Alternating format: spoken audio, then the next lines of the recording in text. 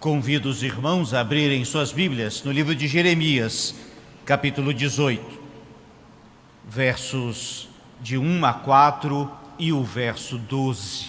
O Senhor deu outra mensagem a Jeremias: desça até a casa do oleiro e eu lhe falarei ali.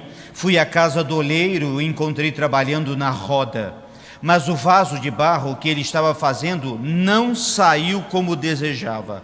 Por isso, ele amassou o barro e começou novamente. O verso 12 diz assim: não perca seu tempo, o povo respondeu. Continuaremos a viver como quisermos e a seguir os desejos teimosos de nosso coração perverso. Oremos. Pai querido, fala ao nosso coração agora e abençoa-nos em nome de Jesus. É muito bom falar sobre mudança num tempo de muitas mudanças. Na realidade, temos a impressão de estar se acelerando essa quantidade. Mas na realidade, a mudança sempre fez parte da humanidade, desde o início. E esse texto de Jeremias, que nos serve de alerta para muitas coisas, também nos serve de base para entendermos o que significa, afinal de contas, mudar.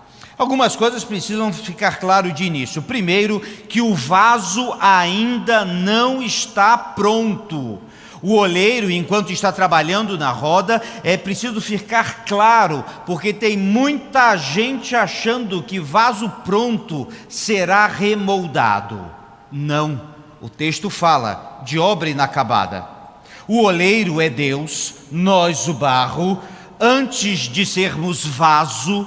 E é preciso lembrar que Deus não apenas nos deu forma, quando criou o homem, Ele nos deu vida. Em terceiro lugar, o vaso pronto, ou o que se acha pronto, não permite moldagem, ele quebra, não tem conserto. Diante disso, vamos entender que a palavra original aqui para moldar é a mesma que significa oleiro e é a mesma que significa planos de Deus, usado no Salmo 139, verso 16. Ou seja, os planos de Deus passam por você, se deixar moldar por Ele. Vamos entender um pouquinho em 3 lições desse texto. A primeira delas é a necessidade de mudança. O que Deus viu e o que o profeta teve que falar. Deixe-me contextualizar a situação. Manassés reinou em Judá. Eu quero que vocês entendam a pior pessoa do mundo. Eu quero que vocês coloquem ele com poder. E ele se afasta completamente dos caminhos do Senhor. Ele se torna perverso e mau, corrupto e violento. Além disso, idólatra, e a tal ponto afastou não ele próprio, mas todo o povo de Deus dos caminhos do Senhor, que se esqueceram da lei de Deus. A expressão mais suave sobre esse período é deserto espiritual. Manassés foi muito mau e muito ruim, e reinou muito tempo. Depois morreu. Seu filho sucedeu Amon, tão ruim quanto o pai. Logo em seguida haveria de ser assassinado pelos seus próprios assessores. Finalmente nasce Josias, que começa a reinar muito novo, mas esse rei, esse sim, andou nos caminhos do Senhor. E redescobriram a lei de Deus, que estava escondida, bem guardada no templo, e de repente se achou a lei, e se abriu, e leu, e entenderam, e todo o povo começou a entender. E foi um bom tempo no caminho do Senhor. Foi nesse contexto que Jeremias surge, porque depois que Josias morre, nenhum outro rei de Judá haveria de fazer um bom trabalho. Antes se afastaram dos caminhos do Senhor. É preciso, meus irmãos, entender a necessidade de mudanças, porque os princípios inegociáveis e eternos precisavam ser restaurados. E também era preciso abandonar práticas nocivas à vida, ao reino e a um culto a Deus. E é preciso lembrar que tudo tem um limite e um tempo. E neste tempo em que Jeremias fala, não havia mais lugar e nem tempo para o povo de Deus errar. Porque logo em diante, e andando longe dos caminhos de Deus, haveriam de ser destruídos. Jerusalém haveria de ser conquistada e o templo completamente destruído.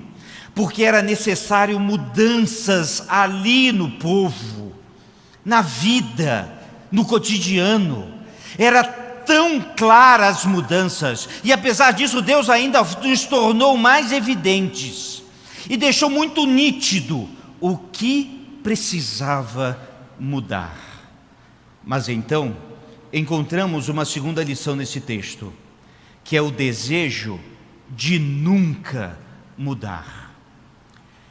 Eu tenho alguns textos da palavra de Deus que eu considero os mais tristes da Bíblia. Um é de quando o homem caiu. Eu gosto sempre de lembrar que um judeu, quando lê esse texto de Gênesis, ele chora. E esse verso 12 está na minha coleção dos textos mais tristes da Bíblia. Vou repeti-lo. Não perca seu tempo, o povo respondeu. Continuaremos a viver como quisermos e a seguir os desejos teimosos de nosso coração perverso. Não perca o seu tempo. O povo disse ao profeta. O povo disse a Deus. É um dos textos mais tristes que considero, porque, meus irmãos, isso aqui é o que vemos muito em nossos dias, onde simplesmente dizem: eu não quero mudar. Embora esteja longe dos caminhos do Senhor, não quero voltar para eles. Embora sejam necessárias mudanças na minha vida, eu não quero abandonar meus pecados, meus vícios, minhas condições impróprias. O povo, meus irmãos, disse a Deus e ao profeta para ele não perder tempo, mas aquilo não era perda de tempo, era a urgência da palavra de Deus para aqueles corações. Era preciso mudar, mas eles se recusaram, porque os seus corações eram perversos. Em outras versões, um coração endurecido. Por isso, é preciso aprender com eles. Meus irmãos, precisamos tomar cuidado. Onde estamos andando, o povo estava acostumado com o pecado. E hoje, quando a gente chama pecado de crise ou simplesmente de algum distúrbio, precisa estar em mente, meus irmãos, como está a nossa própria vida diante do Senhor.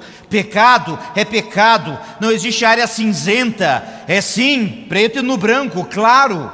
Onde estamos andando, cuidado, porque se você não mudar de caminho, algo vai acontecer. Falta de coragem para obedecer, e por isso adiamos as decisões também. Alguns pensam que deixar para depois as situações vai resolver problemas. Alguns achavam tá bom do jeito que está, não estava bom. E Deus havia advertido. Por isso, meus irmãos, cuidado com um saudosismo doentio, de achar que lá atrás era melhor do que no tempo atual, e assim eles começavam a lamentar. Cuidado com um coração duro, porque poucas coisas são tão terríveis numa pessoa do que um coração endurecido. Poucas coisas. E o povo era assim. E, meus irmãos, é preciso lembrar que não é porque você não quer mudar que as coisas vão deixar de mudar. Não é porque o povo ficou com o coração duro que Deus haveria de cessar o plano de Deus, mas não. Alguma coisa teve que acontecer e aconteceu. Alguma coisa teve que transformar e transformou. Alguma coisa aconteceu. Pena que eles não puderam fazer parte dos planos de Deus. E a terceira lição desse texto são a respeito das mudanças necessárias. Foi Stott que disse que na medida que a igreja se conforma com o mundo e as duas comunidades pareçam ser meramente duas versões da mesma coisa, esta igreja estará contradizendo a sua verdadeira identidade. Se é para ser igual e comum, não precisamos disso. Temos muitos clubes por aí. Mas a palavra de Deus nos diz e nos desperta que as mudanças necessárias, elas são precisas. E a gente precisa entender, em primeiro lugar, mudar o que não era para ser mudado.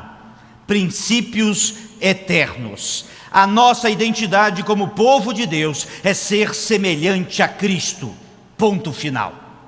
É preciso lembrar, meus irmãos, nosso guia é a Bíblia, a nossa missão é ir e fazer discípulos, o nosso estilo de vida é santidade no Senhor, nossa fé, o nosso combustível, o nosso timeline, a nossa data final é a volta de Cristo. Por isso, nós não negociamos isso, vivemos com isso, vivemos para isso, e se porventura não estamos fazendo, é tempo de mudar. Segunda coisa é mudar o que precisa ser mudado. Jesus, no Sermão do Monte, repetiu várias vezes a expressão: eu, porém, vos digo. Paulo a Timóteo vai repetir também: tu, porém. Algumas coisas precisavam mudar do que estava acontecendo no tempo de Jesus e depois da igreja.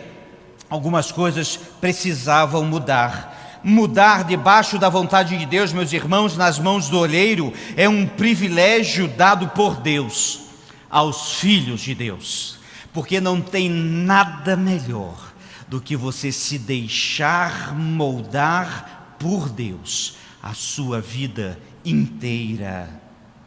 Sim, mudar o que precisa ser mudado, e algumas coisas que precisamos mudar, não há dúvida disso. Em terceiro lugar, é saber discernir o que precisa ser mudado e o que não. E esse, meus irmãos, é o grande desafio da igreja, de todos nós aqui. Saber discernir o que precisa ser mudado ou não. Se pensarmos na história da igreja, como a igreja avançou em muitas coisas, é interessante como a música mudou ao longo da história da igreja, onde se cantava dentro do templo só com vozes, sem instrumentos, porque alguns diziam que instrumentos eram profanos naquela época. Por isso que cantamos a capela, porque dentro da igreja não havia instrumentos. Depois avançou e colocaram o piano dentro da igreja. O piano é interessante que ele era um instrumento de cabaré no passado, e era um absurdo aquele instrumento. Eu fico imaginando algumas discussões a respeito disso na igreja. Colocaram um piano dentro da igreja, que absurdo! E algumas pessoas saíam escandalizadas pelas suas praças. Mas adiante a história avançou, e graças a Deus hoje usamos vários instrumentos, vários ritmos, várias situações para louvar e bendizer o nome do nosso Deus.